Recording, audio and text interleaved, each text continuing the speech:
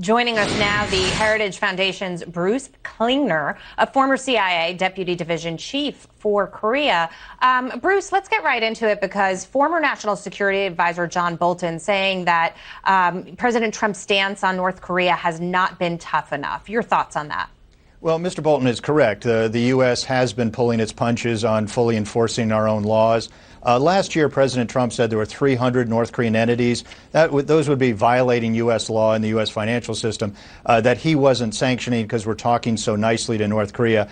There are 12 Chinese banks that Congress sent a list to the White House that they think are committing money laundering crimes in the U.S., and we're not taking action. So there is more we can do to more fully enforce our laws, which would then put more pressure on the North Korean regime. Okay, Bruce, we've seen the president negotiate some trade deals. I'm not comparing trade to what's happening in North Korea. I know they're very, very different, but he does have an unusual approach when he goes, to negotiate with foreign leaders.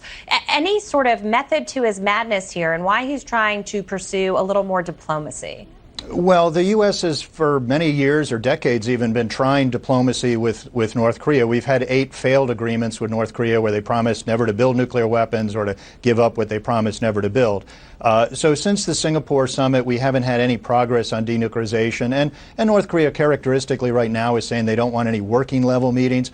And more recently, they've said they don't even want any summit meetings with the president. So along with this increasing rhetoric and the likelihood of some kind of provocation, most likely a missile launch in the coming weeks, it's North Korea's attempt to try to pressure the U.S., to try to induce us to abandon our nuclear position, which is pushing for North Korea to comply with UN resolutions to denuclearize.